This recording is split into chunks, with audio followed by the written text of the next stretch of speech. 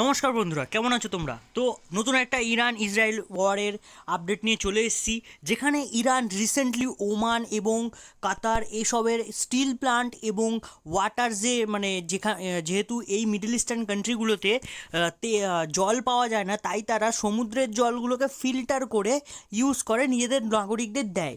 তো ইরানের ওপর অ্যাটাক করার পর ইরান বলেই দিয়েছিল যে আমাদের ওপর যদি আরও ইউএসএ আর ইসরায়েল অ্যাটাক করে, তাহলে কিন্তু আমরা মিডল ইস্টের যে রিচ কান্ট্রিগুলো রয়েছে, অয়েল রিচ কান্ট্রিগুলো রয়েছে, যারা ইউএসএর আপনার সাপোর্ট করে, তাদের উপর অ্যাটাক করবো। এখানে ইরান কি করেছে?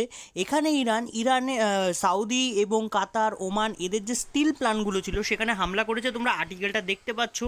এবং তার সাথে সাথে ওমানের ওপরেও অ্যাটাক করেছে। ওমানের যে সব থেকে বেশি 70% ওয়াটার রিজার্ভগুলো রয়েছে, মানে ওয়াটার যেখান থেকে পিউরিফাই করে সেখানকার নাগরিকদের ওপর যায়, সেইখানে কিন্তু অ্যাটাক করেছে।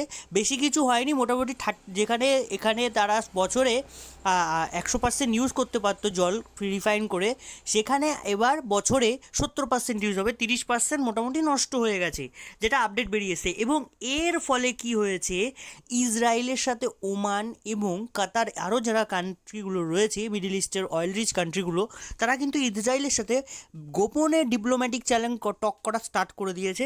কারণ ইরান কিছুতেই মানে নিজেদেরকে আটকাচ্ছে না, এই কারণে ইরানের ওপর একটা বিশাল গুরুতর হামলার চেষ্টা করছে। এবং ইরান রিসেন্টলি একটা পারমিশন দিয়ে দিয়েছে যে যেমন পাকিস্তান, ইন্ডিয়া, চায়না এবং আরও যে সমস্ত দেশগুলো রয়েছে যারা সাউথ ইস্ট এশিয়াতে পড়ে, সেই দেশগুলোকে পারমিশন দিয়ে দিয়েছে যে তারা স্ট্রেট অফ হরমুজ থেকে যেতে পারে। কিন্তু এখানে একটা খবর বেরিয়ে এসেছে যে পাকিস্তান কি করেছে, পাকিস্তান ওই তেলের ট্যাঙ্কার ওখান থেকে বার করে আমেরিকা পাঠিয়ে দিয়েছে। এই কথাটা যখন ইরান জানতে পেরেছে, তো এখন পাকিস্তানের 20টার ওপরও শিপ সেই স্ট্রেট অফ হরমুজে আটকে রয়েছে। ইরান ওগুলোকে পাস করার পারমিশন দেয়নি, কিন্তু ভারতের প্রায় 40 থেকে 50খানা শিপ যেগুলো আটকে ছিল, ইরান পারমিশন দিয়ে দিয়েছে যে ভারত যেতে পারে। তো যাই হোক, আরও আপডেটের জন্য চ্যানেলটাকে ফলো করে রাখো। ততক্ষণের জন্য জয় হিন্দ, বন্দে মাতরম।